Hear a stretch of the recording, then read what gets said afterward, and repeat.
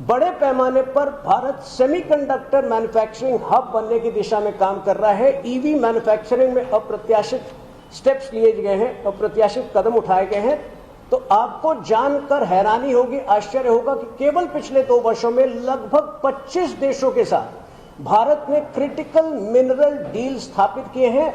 Indonesia विशेष रूप से निकल के उत्पादन में इंडोनेशिया की महारत है, इंडोनेशिया से डील साइन हुआ है। ऑस्ट्रेलिया की रेयर अर्थ्स में महारत है, ऑस्ट्रेलिया से डील साइन हुआ है। ये सारे डील जो हैं वो सेमीकंडक्टर मैन्युफैक्चरिंग में, ईवी मैन्युफैक्चरिंग में, रिन्यूएबल एनर्जी में जो भारत के लक्ष्य है 2047 में उसको और बुलंद करते हैं।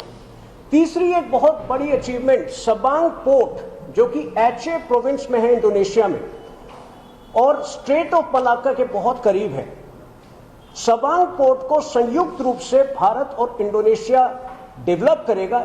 ये इसलिए एक बहुत बड़ी उपलब्धि है कि स्ट्रेट ऑफ मलाक्का के जरिए 30% ग्लोबल सी ट्रेड होता है और इस डेवलपमेंट को एचे पोर्ट का जो जॉइंट डेवलपमेंट की जो एक अग्रीमेंट हुआ है उसको अगर आप ग्रेट निकोबार प्रोजेक्ट से जोड़कर देखें तो इंडो पैसिफिक में भारत के बढ़ते वर्चस्व का ये एक सबसे जीता जागता प्रमाण है। एक नया सप्लाई चेन जो पूरे इंडो पैसिफिक में प्रधानमंत्री मोदी जी की अगुवाई में भारत ने क्रिएट किया है, ये उसको प्रमाणित करता है। चौथी बड़ी उपलब्धि, ऑस्ट्रेलिया के संग आज एक न्यूक्लियर एनर्जी एग्रीमेंट हुआ है जिसमें ऑस्ट्रेलिया यूरेनियम सप्लाई करेगा भारत को।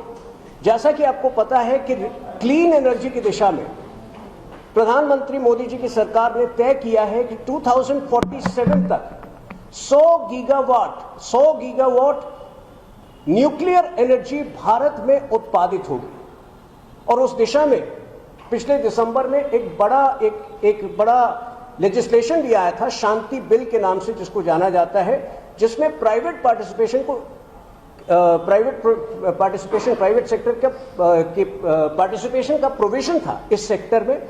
आज ऑस्ट्रेलिया के साथ इस समझौते के बाद जो भारत का लक्ष्य है nuclear energy, 100 gigawatt nuclear energy Bharat में उत्पादित होने का, वो और प्रशस्त होता है, उसको और बुलंदी प्राप्त होती है। जैसा कि आपको पता है इंडोनेशिया ने भी प्रधानमंत्री मोदी जी को अपने सर्वोच्च सम्मान से सम्मानित किया था 2 दिन पहले। 35 सर्वोच्च सम्मान प्रधानमंत्री मोदी जी को प्राप्त हो चुके हैं। एक तरफ मैंने आपको विकास से संबंधित समझौते गिनाए, लेकिन विदेशी दौरे पर भी प्रधानमंत्री मोदी जी भारत की विरासत, सांस्कृतिक विरासत, सभ्यतागत विरासत को और बुलंद करने का निरंतर प्रयास करते रहते हैं। और इसी दिशा में जैसा कि आपको पता है, कल प्रधानमंत्री मोदी जी ने 9th सेंचुरी, 9वीं शताब्दी में बना परम्बन मंदिर में प्रधानमंत्री मोदी जी गए थे। यह एक अद्भुत त्रिमूर्ति है जहां ब्रह्मा, विष्णु और शिव की पूजा एक स्थान पर होती है। और गौरतलब है कि इंडोनेशिया जहां की जो कि एक मुस्लिम बहुल देश है, वहां पर भी भारत की जो सांस्कृतिक पहचान है, भारत की जो सभ्यतागत पहचान है, वो अब तक कायम है। और ऐसे स्थान पर, ऐसे पवित्र स्थान पर जाके प्रधानमंत्री मोदी जी ने भारत की इस सभ्यतागत पहचान को और बुलंद किया है। देखिए, एक तरफ प्रधानमंत्री मोदी जी के हर विदेशी दौरे पर विकास भी, विरासत भी का मूल मंत्र झलकता है। दूसरी तरफ ऐसे समय पर भी जब प्रधानमंत्री ने हर विदेशी दौरे से भारत का सम्मान और बुलंद किया है और बढ़ाया है, कांग्रेस पार्टी अपनी ओछी हरकतों से, अपनी ओछी बातों से ऊपर नहीं उठ पाती। तो कल उनके एक प्रवक्ता ने एक बहुत ही ओछा ट्वीट किया जिसमें कि एक बहुत ही गुड ह्यूमर जिसको कहते हैं, उसमें बात कही जाती है 8 नंबर को लेकर। पूरा वीडियो जो है उन्होंने डिस्टॉर्ट किया, कुछ अलग ही बात कहने की कोशिश की। ये सोच का अंतर आप भी देखिए। इससे पहले जब प्रधानमंत्री अपनी विदेशी यात्रा पर निकल रहे थे तो सवाल उठा रहे थे कांग्रेस पार्टी की एक और सर्वोच्च सम्मान उठाने के लिए जा रहे हैं। अरे ये 35 सर्वोच्च सम्मान जो 35 अलग अलग देशों ने प्रधानमंत्री को दिए हैं, ये केवल प्रधानमंत्री की जो वैश्विक नेतृत्व क्षमता है, जो उनका विजन है, जो ग्लोबल साउथ के प्रति जो एक विजन उन्होंने दिखाया है, ये उसके लिए है। लेकिन ये बात वो लोग नहीं समझ पाएंगे जिनके अपने प्रधानमंत्री नेहरू, जिनके अपने प्रधानमंत्री इंदिरा गांधी जी ने प्रधानमंत्री पद पर रहते खुद को भारत रत्न दिया था। लेकिन यही लोग जब भीमराव अंबेडकर जी को भारत रत्न की बात आई तो 35-36 साल बाद जो है दूसरी सरकार जब आई तब 1991 में मिला था। तो ये एक इस प्रेस विज्ञप्ति इस सेशन का उद्देश्य बस यही, प्रधानमंत्री मोदी जी के जो विदेश यात्रा है उसमें कुछ अभूतपूर्व उपलब्धियां रही हैं। एक और बहुत बड़ी उपलब्धि यह है कि ऑस्ट्रेलिया $500 मिलियन इंडिया में इन्वेस्ट करने वाला है इंफ्रास्ट्रक्चर में। इंडोनेशिया जो है भारत में $500 मिलियन जो है वो इन्वेस्ट करने वाला है इंफ्रास्ट्रक्चर में।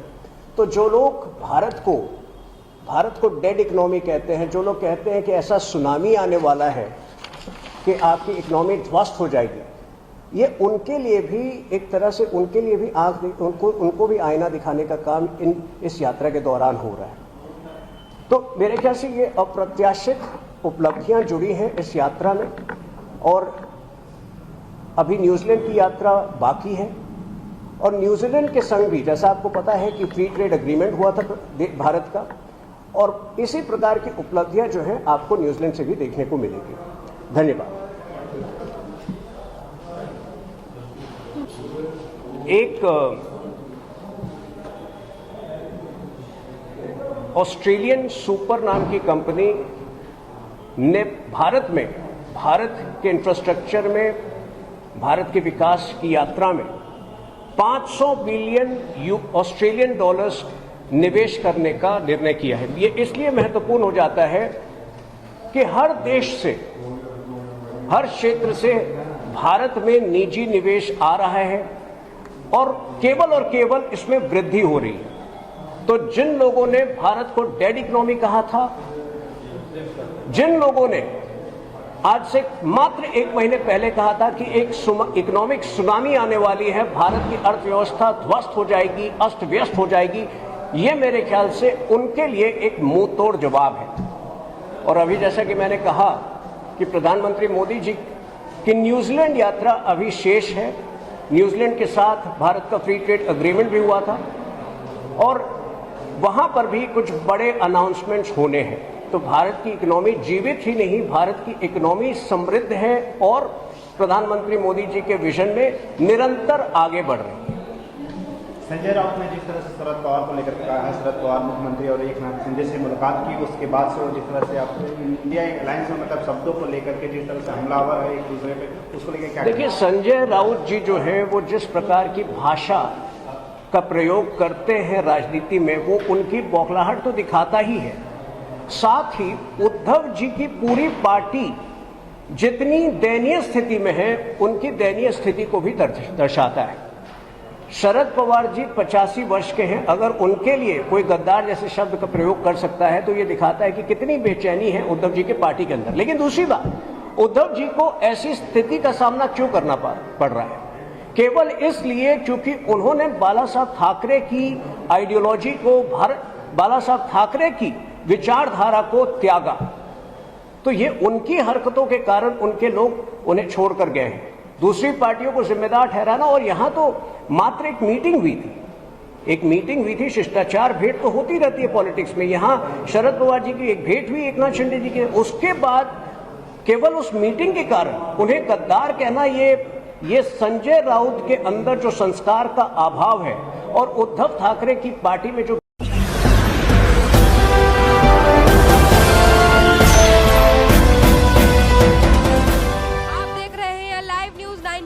राष्ट्र सबसे पहले।